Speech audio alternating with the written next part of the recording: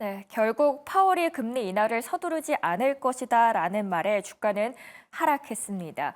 오늘 직접적으로 국내 증시에 영향을 줄 수 있는 소식들이 나왔는데요. 외신 네컷 열어보겠습니다. IRA 폐지 관련된 법안입니다. 그렇다면 국내 관련된 기업들에게 직접적인 타격이 갈 수 있겠죠. 미국 쪽으로 많이 투자한 기업들, 예를 들어서 현대차가 걱정이 됩니다.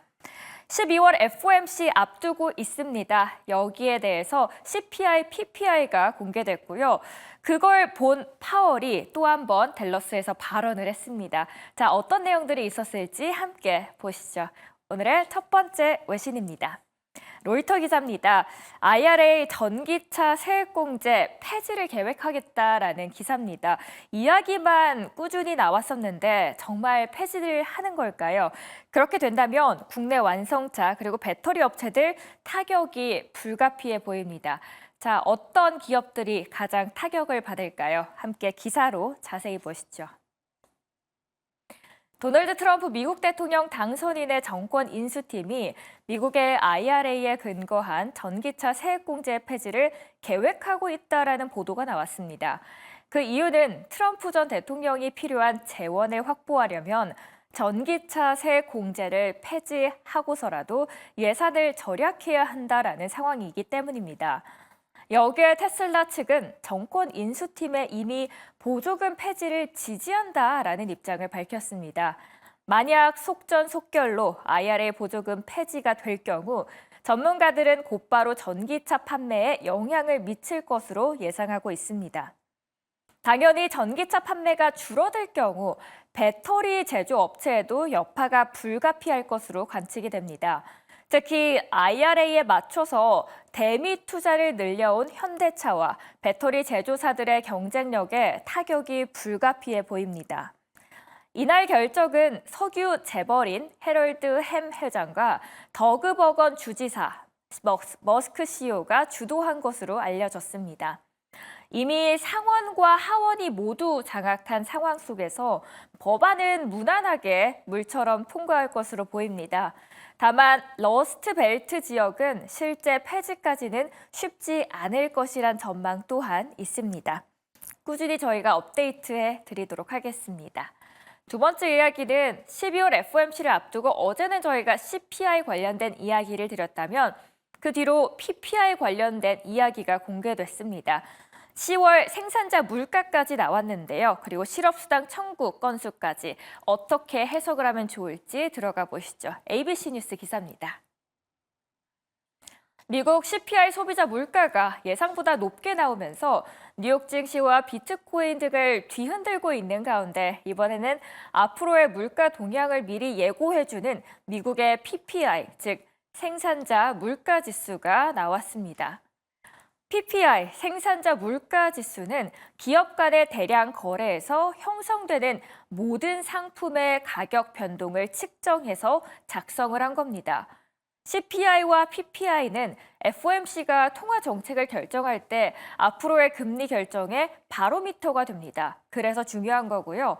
생산자가 상품 생산을 위해서 원료용으로 구매하는 원자재의 가격을 일정 기간이 지나면 판매용으로 시중에 나오고 있다는 점을 감안했을 때 지금의 PPI 물가지수는 당연히 CPI 물가지수의 선행 지표로서 이해하시면 되겠죠. 10월 PPI는 전년, 전월 모두 9월치보다 상향 조정됐고 예상치보다도 소폭 상회했습니다. 예상보다 견고한 물가의 하방 경직성을 재확인시켜준 거죠. 그리고 주당 실업수당 청구 건수도 나왔습니다. 전주보다 4천 건 줄었습니다. 지난 5월 중순 이래 6개월 만에 최저입니다. 미국의 노동시장이 꾸준히 성장하고 있는데 10월 일자리 증가세가 둔화한다라는 것은 외신에서는 굉장히 이례적으로 평가하고 있습니다. 그래서 월가에서는 미국의 고용시장 동향에 촉각을 곤두세우고 있는 이유 중 하나입니다. 이걸 본 파월은 과연 어떤 이야기를 했을까요? 함께 보시죠. 오전 5시에 나왔습니다. 타임스 기사고요. 인플레이션 정체 양상에 과연 파월은 어떤 진단을 내렸을까요? 그리고 이거는 12월 FOMC에 어떤 영향을 줄지 보도록 하겠습니다. 타임스 기사입니다. 7월 FOMC 이후 기자회견을 가진 데 이어서 한국 시간으로 오전 5시 댈러스 토론회에 참석해서 경제 전망에 대해서 견해를 밝혔습니다. 방금 전 따끈한 소식이죠.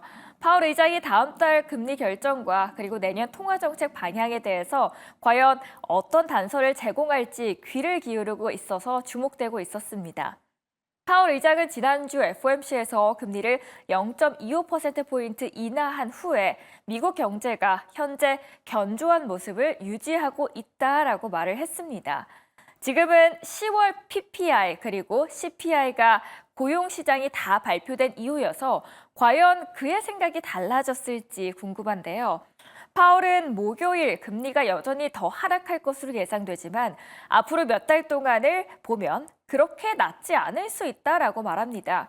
경제의 현재 추세와 역학관계가 적어도 단기적으로는 유지될 것으로 예상되기 때문에 추가 금리 인하가 진행될 가능성이 있다라고 말하죠. 실업률 이야기도 나왔습니다. 파월은 실업률이 최근 다소 상승했지만 역사적 기준으로 볼 때 여전히 낮은 수준으로 평가를 했습니다. 걱정하지 말아라 라는 거죠. 마지막으로 트럼프에 대해서도 가져와 봤는데요. 경제학자들은 대부분 트럼프가 제안한 정책이 시행되더라도 경제 전반에 영향을 미치려면 시간이 걸릴 것이고 내년 경제가 당장 크게 변화하지는 않을 것이라는 데 동의를 했다라는 말까지 남겼습니다. 자, 이렇게 파월의 이야기까지 들어봤습니다. 국내 주식과 연결해 보도록 하죠. 바로자산운용의 윤정식 상무 연결합니다. 상무님 안녕하세요. 네, 안녕하세요. 네, 먼저 시청자분들께서 가장 궁금해할 소식 중 하나가 IRA 법안 정말 폐지되는 거야? 그럼 우리 국내 관련주들 어떡하지?일 것 같습니다. 자, IRA 폐지 관련해서 국내 기업들 받는 영향 어떻게 보시나요? 네, 국내 배터리 기업 보조금이 축소가 되죠. 사실 배터리 기업들 작년에 금년도 그렇고요, 작년도 그렇고 상당히 좀 어려웠습니다. 어려운 환경 속에서 버틸 수 있었던 굉장히 중요한 어떻게 보면 수익원이라고 봐야 되죠. 그 중에 하나가 이 보조금이었거든요. 배터리 3사가 1조 원이 훨씬 넘는 보조금을 취하면서 적자가 심화됐던 부분들 속에서 실적이 악화되던 부분들 속에서 이 부분을 상당히 많이 메울 수 있었는데요. 이게 없어지는 겁니다. 없어질 가능성이 사실 높은 거죠. 없어질 확정은 아니고 없어질 가능성이 상당히 높다라면은 당연히 국내 배터리 업체들 가격 경쟁력에서 밀리거나 아니면 이 수익성이 좀 악화되는 그런 모습들이 있기 때문에 당연히 좀 악재긴 하고요. 근데 이 부분이 100% 확정은 아니고 그리고 중간에 조절이 될 수 있는 부분들도 있겠죠.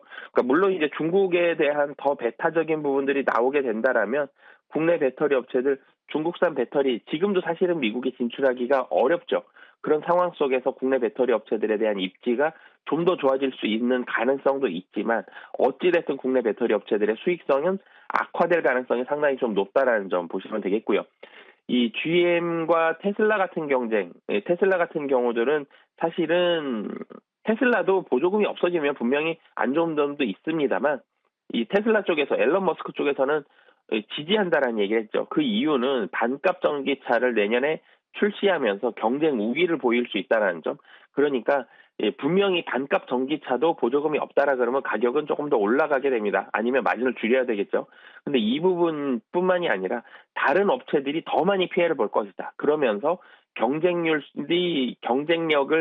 그러니까 테슬라의 지지율을, 그러니까 경쟁률을 더 많이 올릴 수 있다라는 점, 이런 부분에 좀 더 주목을 했기 때문에 이 정권 인수팀의 보조금 폐지를 지지한다라는 입장을 밝힌 거거든요.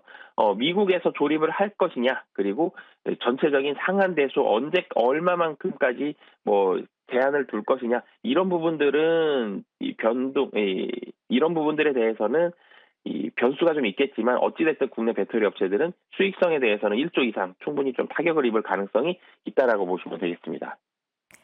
다음은 CPI, PPI 결과가 드디어 공개가 됐습니다. 다만 실업수당 청구 건수는 경제가 탄탄함에도 불구하고 꾸준히 올라가고 있어서 이 부분을 어떻게 해석해야 될지 궁금합니다. 어떻게 보십니까? 네, 이번에 핵심은 PPI죠. 사실 실업수당 청구 건수 좀 올라왔는데 예상치보다는 별로 크게 변동된 부분들은 아니었는데 이 PPI가 전월 대비해서 0.2% 상승을 했습니다. 그런데 전년 대비해서는 2.4% 상승을 했죠. 시장 전망치도 올라갔고요. 그리고 이 변동성이 심한 에너지와 식품 가격을 제외한 근원 PPI는 전월 대비해서 0.3% 상승했습니다. 그러니까 전월은 0.1% 상승했기 때문에 가팔라진 거죠, 좀 더. 이 PPI 같은 경우가 CPI의 선행 지표이기 때문에 PPI는 몇 달 후에 CPI에 반영이 됩니다. 결론적으로 이 부분을 놓고 본다라면은 미국의 인플레이션이 다시 상승하는 이런 조짐을 보이는 거죠. 인플레이션이 다시 올라간다. 그러면 당연히 금리 경로에도 영향을 미치겠죠. 예, 12월 공개 시장, 12월 FOMC 회의에서 금리를 0.25% 인하할 확률, 이전에는 72%, 이번에 72%로 반영되는데, 사실 이전에는 80% 이상이었거든요. 금리 인하, 25bp 인하 확률이 줄어들고 있죠. 사실 25bp도 좀 줄어들고 있다라는 점. 그러니까 물가가 많이 올랐기 때문에 금리 인하 좀 더 시간을 두고 좀 더 천천히 진행할 가능성이 좀 더 상승을 했다라고 보시면 되겠습니다. CPI와 PPI 모두 봤습니다. 이걸 본 파월은 댈러스에서 무슨 이야기를 했을까요?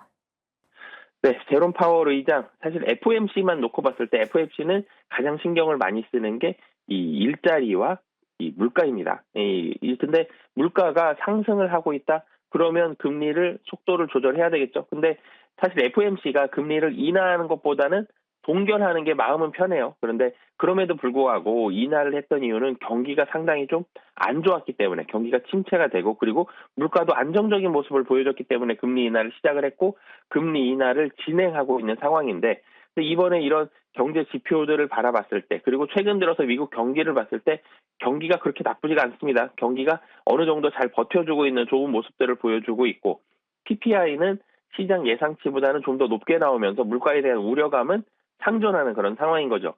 그렇기 때문에 제롬 파월 연준 의장은 금리 인하를 당연히 서두를 필요가 없다라는 이런 발언을 했습니다.